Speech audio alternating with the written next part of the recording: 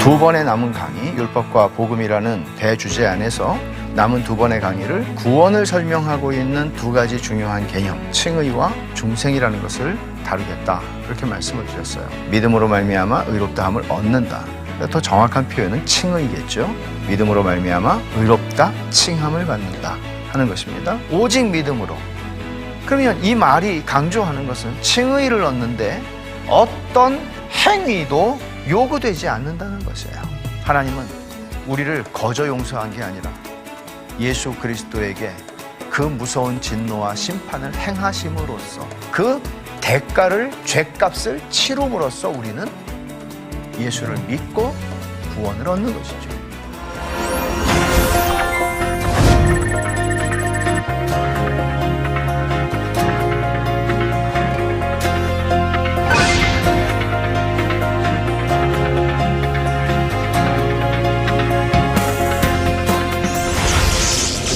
네, 안녕하세요. 율법과 복음, 지금까지 9번에 걸친 강의를 했고 이제 오늘 10번째 마지막 강의를 하게 됩니다. 지난주에 저희가 다루었던 것, 복음과 칭의였죠. 칭의라고 하는 차원에서 복음은 얼마나 풍성한 은혜인가 하는 것을 우리가 살펴보았다면, 이제 오늘 마지막 강의에서 다루게 되는 것은 복음과 중생이라고 하는 문제입니다. 그래서 죄인의 딜레마, 그것은 죄의 형벌을 받아야 되는데 죄의 형벌로부터 자유하게 하는 칭의가 있었던가 하면, 또 하나는 죄의 세력에 매여서 죄를 짓는 일로부터 절대로 해방되지 못하는 사람을 죄로부터, 죄의 권세로부터 해방시키시는 하나님의 구원이 중생이라고 하는 것을 통해서 나타난다. 이게 복음의 풍성함을 설명하는 한 부분이라는 것이에요. 오늘 중생이라고 하는 관점을 우리가 살펴보게 될 텐데, 오늘의 포인트는 중생이 무엇을 말하는 것인가, 그 다음 중생한 사람에게 율법은 어떤 기능을 하는가, 이것을 여러분들이 잘 오늘 강의를 통해서 배우실 수 있기를 바랍니다. 주님께서 니고데모가 밤에 찾아왔을 때 뭐라고 말씀하세요? 네가 거듭나지 않으면 하나님 나라를 절대로 볼 수 없다. 거듭나야 한다. 이게 중생한다는 말이에요. 거듭남, 중생 같은 말이죠. 또 어떤 사람들은 신생, 새롭게 태어남 이렇게 쓰기도 합니다. 또는 위로부터 남이라고도 쓰기도 하죠. 어떻든 그게 우리가 어떤 방식으로 표현하든 간에 내가 거듭나야 한다 하는 것은 우리는 피해갈 수 있는 문제가 아니에요. 예수께서 대답하여 이르시되 진실로 진실로 내게 이르노니 사람이 거듭나지 않으면 하나님 나라를 볼 수 없느니라. 우리가 지식적으로 율법과 복음이라고 하는 것을 구분하고 시험을 볼 때 시험 점수를 잘 받을 수 있을 만큼 답안을 잘 작성하는 거, 그 지식이 우리를 구원하는 것은 아니에요. 이 지식은 내가 받은 구원이 얼마나 큰 것이고 하나님께서 복음을 우리에게 주셨을 때 그 복음은 얼마나 크신 하나님의 은혜와 사랑을 우리에게 드러내시는지를 더 분명하게 깨닫고 알게 하는 지식이지, 그 지식이 우리를 구원하는 게 아니에요. 그래서 거듭나는 거, 이거보다 중요한 건 없어요. 중생은 웨인 그루뎀이라고 하는 신학자의 정의예요. 중생은 하나님께서 우리에게 새로운 영적 생명을 부여하시는 신비로운 하나님의 행위다. 여기 몇 가지 중요한 말이 있어요. 영적 생명을 주시는 거예요. 새롭다는 얘기는 우리에게 없는 것을, 영적인 생명. 에베소서 2장에서 말씀하는 바대로 우리는 허물과 죄로 죽은 사람들의 생명이 없어요. 다 우리는 살아있다고 생각하고 스스로가 다 살고 있다고 생각하지만 하나님께서 보실 때에 그 생명은 죽어서 없어질 생명이에요. 우리는 죽음을 살고 있는 거예요. 영적 생명을 주신다. 이 영적 생명은 단순히 영생이다. 영생이라는 개념도 주님께서는 요한복음에서 유일하신 참 하나님 아버지와 그의 보내신 자 예수 그리스도를 아는 것이라고 설명을 했듯이, 영생이라는 개념은 영원한 생명, 오래 사는 것, 오래 살다 못해 영원히 사는 것, 그런 개념 있어요. 그러나 그것보다 중요한 것은 삶의 양보다 삶의 질이에요. 하나님과 더불어 사는 거예요. 하나님의 생명을 가지고 사는 거예요. 하나님과 사귐을 가지고 사는 삶이에요. 하나님과 사귐을 가지는 사람들과 내가 사귐을 가지는 삶이에요. 더불어 사는 삶이에요. 공동체, 성삼위 하나님께서 함께 공유하고 계시는 그 생명을 우리가 함께 누리는 것이죠. 그래서 중생을 어떻게 확인하는가 하면 중생은 결과를 확인해요. 내가 하나님의 용서함을 받은, 죄 용서함을 받은 확신이 있어요. 그리고 주 예수님의 아름다움과 영광을 내가 즐거워하고 기뻐하게 돼요. 세 번째, 성경 말씀을 사랑하게 돼요. 네 번째, 기도하고 싶은 마음이 생기죠. 다섯 번째, 하나님께 순종하고 살고 싶어요. 여섯 번째, 하나님과의 교제가 즐거워요. 이런 것들을 몇 가지 그냥 제가 말씀을 드리는 것이고, 중생의 핵심은 제가 지금 이 몇 가지 말씀드린 그 증거들을 통해서 우리가 지금 이런 생각을 할 수 있는 거예요. 중생의 핵심은 뭐냐? 그것은 마음의 변화예요. 칭의라고 하는 것이 가져오는 것은 신분의 변화라고 그랬어요. 마음이 변하는 게 아니에요. 신분이 변하는 거예요. 사법적, 법정적 판단을 받는 거예요. 근데 여기서는 중생은 마음을 변화시키시는 거예요. 변화라는 말보다는 아예 새 마음을 주시는 거죠. 새 마음을 주시는 거예요.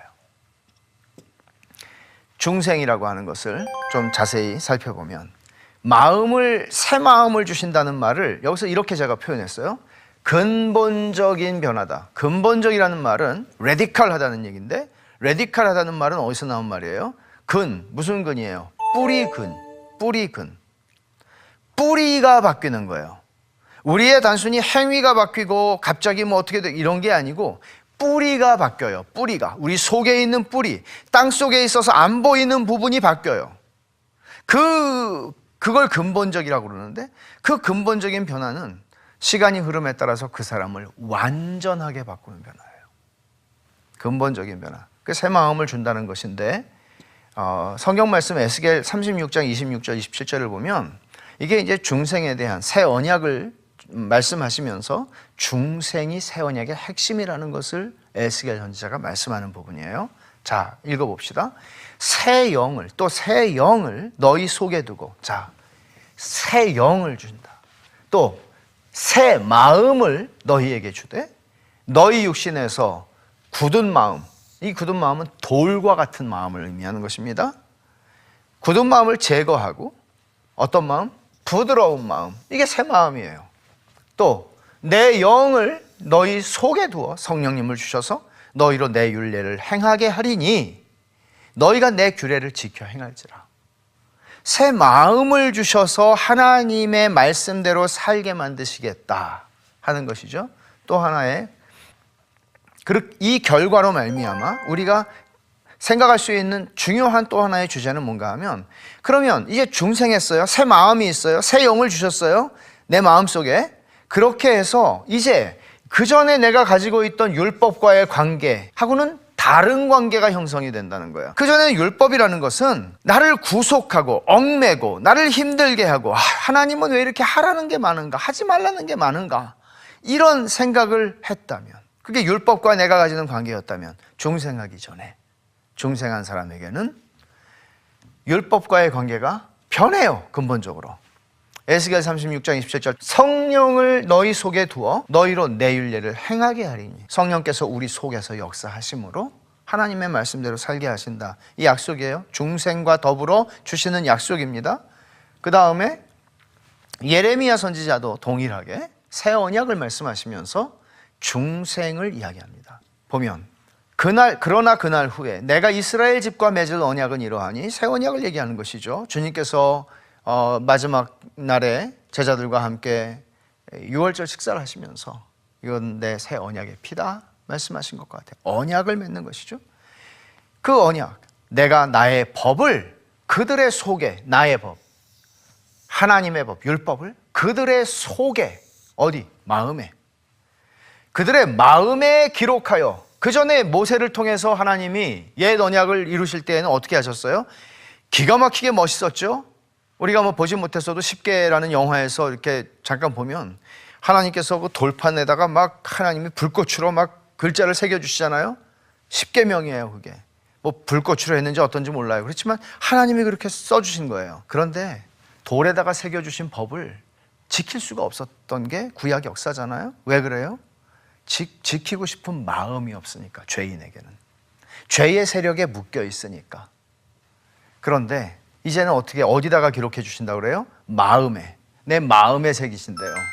이게 중생을 통해서 일어나는 십계명을 돌판에다가 새겨주신 것과 비교가 안 되는 어마어마한 신비한 하나님의 기적의 은혜의 기적의 역사예요.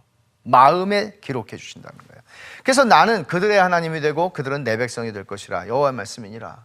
마음에 새겨주시니까 어떻게 되는 거예요? 이렇게 되는 거예요. 시편 1편 2절에 오직 여호와의 율법을 즐거워하여 그 율법을 주야로 묵상하는도다. 이게 어떻게 죄인에게 일어나요? 중생했다는 증거가 이거예요.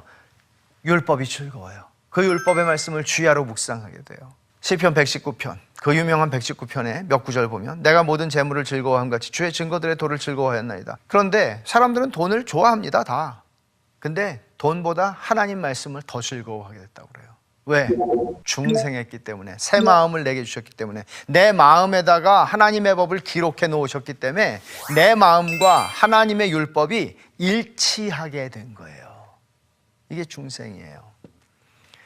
119편, 시편 119편 16절 주의 율례들을 즐거워하며 주의 말씀을 잊지 아니하리이다. 시편 119편 47절 내가 사랑하는 주의 계명들을 스스로 즐거워하며. 이게 중생의 증거들이에요. 율법과의 어떤 관계가 됐어요? 중생한 사람은 율법과 어떤 관계예요?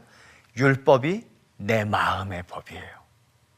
나는 그대로 살고 싶어요. 그래서 내가 살고 싶은 그것을 성경을 통해서 보게 될 때 너무나 좋아요. 나 정말 이렇게 살고 싶습니다, 주님. 그렇게 된다는 거죠. 그래서 중생한 신자 안에, 자, 그러면 이제 우리가 생각하면 다 끝난 것 같죠? 근데 중생한 신자 안에서도 여전히 죄성이라고 하는 게 작용을 한다는 게 문제죠. 그럼 이걸, 자, 그냥 현실이 그렇다, 그런 게 아니고 성경이 우리의 신자의 삶을 설명하고 있는 거를 잘 듣고 이해를 하는 게 참 중요해요. 신앙생활에는 그걸 이제 설명을 하는 건데, 칭의를 받을 때 죄책의 문제는 해결이 됐어요. 죄의 형벌을 주님이 받으시고 우리가 죄의 용서함을 받은 것이죠. 그런데 여전히 해결되지 않은 문제가 있어요. 뭐예요? 부패한 본성, 죄성이에요. 부패한 본성, 이게 오염이라고 얘기할 수 있어요. 오염의 문제는 여전히 남아요. 오염으로부터도 우리는 여전히 깨끗함을 받아야 되는 것이죠. 그런데 칭의는 그것을 해결해 주지를 않아요. 그냥 살려주는 거란 말이죠. 그래서 빌립보서 2장 12절 13절을 한번 읽어보면 그러므로 나의 사랑하는 자들아 너희가 나 있을 때뿐 아니라 더욱 지금 나 없을 때에도 항상 복종하여 두렵고 떨림으로 너희 구원을 이루라. 여기 이 말 오해하기 참 쉽습니다. 두렵고 떨림으로 너희 구원을 이루라 그러면 하나님께서 마치 칭의와 중생을 통해서 자, 내가 이제 요만큼 여기까지는 내가 해줬어, 살려놨어, 그러니까 니네가 앞으로 니네가 알아서 해, 그런 게 아닙니다. 너무나 많은 사람들이 그렇게 이해를 해서 칭의와 성화를 혼동해요. 그러니까 칭의는 오직 은혜로 됐어요. 그러면 성화, 이제 내가 거룩함을 입고 주님의 자녀답게 살아가고 주님을 닮아가고 구원을 이루어가는 과정, 이거는 이제 내 힘, 내 노력, 내 의지로 해야 되는구나. 아니죠. 그게 아니에요. 처음부터 끝까지 우리의 구원은 하나님의 은혜로 인한 것입니다. 이것을 놓치면 우리는 하나님이 우리에게 주신 복음의 은혜가 절반의 은혜 혹은 큰 은혜일 수 있지만 완전한 은혜일 수 없는 것이죠. 성경은 그렇게 말하지 않습니다. 이것을 그런 의미로 내가 여기까지 해줬으니까 이제 남은 건 네가 해, 이렇게 이해하면 안 되는 것이죠. 너희 안에서 행하시는 이는 하나님이시니, 우리 안에 행하시는 이가 하나님이시래요. 너희 속에 내 영을 주겠다고 그랬죠. 그 얘기예요. 자기의 기쁘신 뜻을 위하여. 이게 뭐예요? 자기의 기쁘신 뜻, 이게 하나님의 율법에 나타난 하나님의 뜻이에요. 너희에게 소원을 두고 행하게 하신대요. 소원, 우리에게 디자이어를 주시는 거예요. 우리에게 원함을 주시는 거예요. 그 원함이 뭐예요? 나 하나님 뜻대로 살고 싶어. 중생한 사람에게 나타나는 이를 지금 중생을 전제로 해서 이 말씀을 하고 있는 것이죠, 바울 사도는. 그러니까 중생한 신자가 부패한 죄성을 가지고 있고 그 죄로부터의 지배는, 절대적인 지배는 종식이 되지만, 끝나지만 여전히 죄의 영향력, 그게 오염의 문제인데 죄의 영향력이 내 속에 잔존하고 있어요. 그래서 우리에게는 영적인 싸움이 있는 것이고, 이 싸움을 하는 것, 이 싸움 속에서 우리는 우리 안에 있는 죄의 세력을 죽이고 우리 안에 있는 은혜로운 것들을 살리는 것, 이게 성화란 말이에요. 그래서 어떤 사람도 바울 사도가 그런 질문들을 던졌고 그럴 수 없다고 말씀한 것처럼, 나는 이제 구원받았으니까 이제 살아났으니까 나는 이제 뭐 더러운 거 상관없이 살겠다. 그거는 구원받지 않았다는 소리라고요. 구원받은 사람은 아이고 내가 빨리 이거 씻어내야지, 이게 성화의 과정이라고 얘기를 할 수 있는 것입니다. 근데 그걸 어떻게 한다고요? 우리가 아까 빌립보서 2장 말씀에서 본 것처럼 우리 안에서 행하시는 이가 하나님이시고요, 우리에게 소원을 두고, 중생이라고요, 그게 내 마음에 기록하신 하나님의 법 행하게 하신다. 그 의미를 우리가 충분히 이해를 하면서 이 중생의 문제를 이해해야 합니다.